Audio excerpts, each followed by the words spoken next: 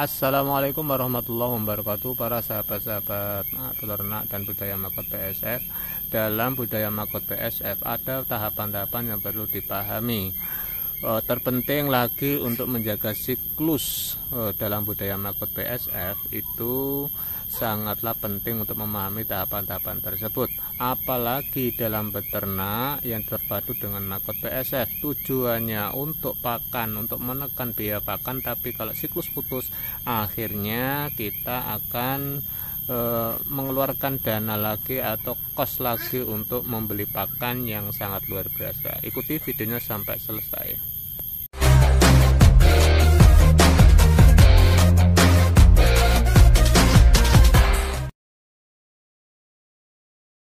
Beberapa hari lalu saya mengupload di komunitas pertanyaan-pertanyaan yang belum paham masalah dalam budaya makot BSF.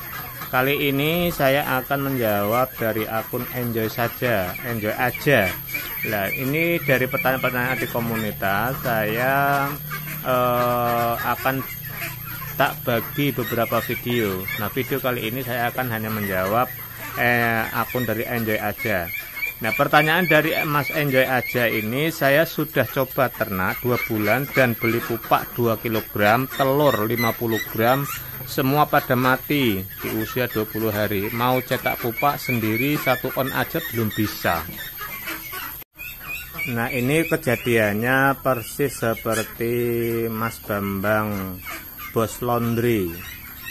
Mudah-mudahan Mas Bambang Laundry ini melihat video ini dan komen. Dia sudah dulu budidaya makot BSF sudah modal sampai 2 jutaan, namun siklus putus dan sampai sekarang belum berjalan, dan tapi masih berusaha terus dan belajar terus.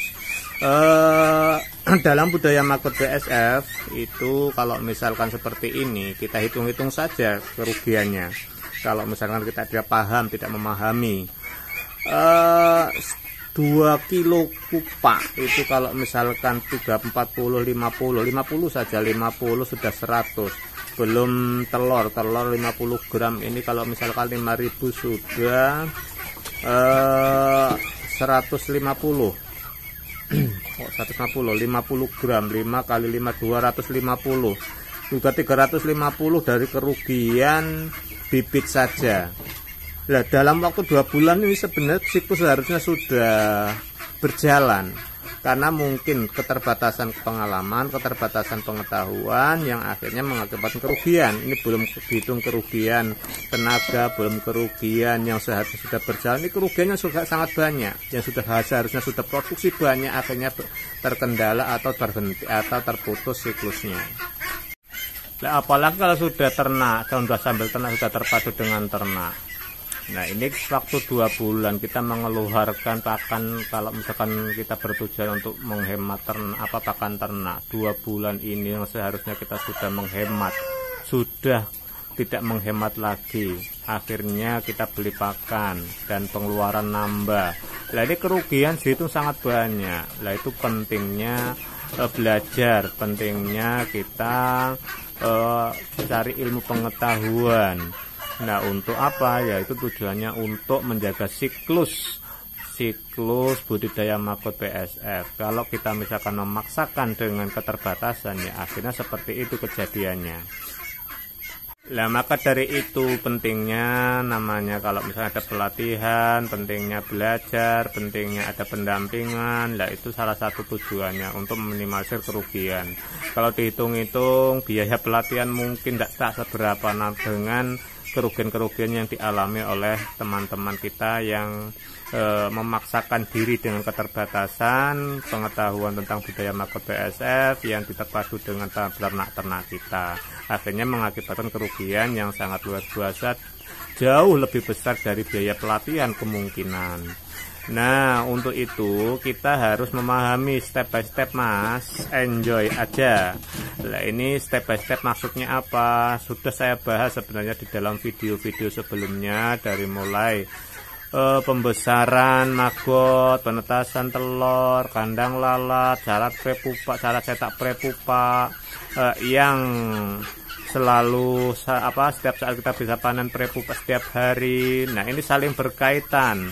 Jadi kalau misalkan kita punya target per hari itu telur atau menghasilkan maggot per hari berapa kilo, itu ada hitungannya, sudah saya bahas. Nah, itu berkaitan semua. Kalau misalkan 50 gram per hari, saya harus cetak prepupak sehari berapa, harus menetaskan telur berapa per hari untuk mencetak pupak sekian. Nah, semua saling berkaitan. Maka dari itu kita tidak bisa memahami satu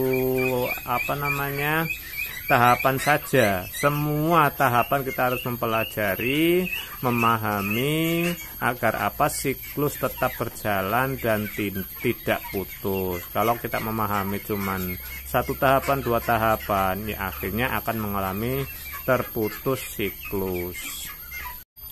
Budidaya maggot BS sebenarnya asal-asalan pun jadi, namun untuk memenuhi target, kita ada target atau menjaga siklus, itu perlu pemahaman yang ekstra. Kalau misalkan kita asal-asalan, ya nantinya seperti itu terjadinya, bisa gagal tidak sesuai dengan target lah, terus yang fatal itu gagal total, habis bibit dan lain sebagainya. Maka dari itu sering saya sampaikan, step by step, tahapan-tahapan itu harus dipahami. Kalau tidak, ya itu akan yang terjadi. Mungkin ya punya target sehari sekian, tidak sesuai dengan harapan. Saya targetnya misalkan 1 gram menjadi sekian, ternyata setelah panen jadi sekian. Nah, itu maka pentingnya tahapan-tahapan. Maka dari itu dalam budidaya maggot BSF itu perlu pengetahuan, perlu ilmu. Semua itu perlu ilmu. Kalau misalkan kita asal-asalan, ya tidak sesuai dengan target kita. Dalam budidaya maggot BSF, putus siklus itu biasanya terjadi pada pemula yang baru memulai budidaya maggot BSF. Nah, karena dalam budidaya maggot BSF itu ada yang tadi saya sampaikan, tahapan-tahapan yang perlu dipahami. Namun manusia itu cara pemahaman, tingkat menelaah suatu ilmu itu berbeda-beda. Maka mengapa pentingnya pembinaan, pendampingan, pelatihan itu? Karena kalau kita tujuannya untuk benar-benar budidaya maggot BSF dengan ternak terpadu misalkan, itu ya perlu tidak putus siklus.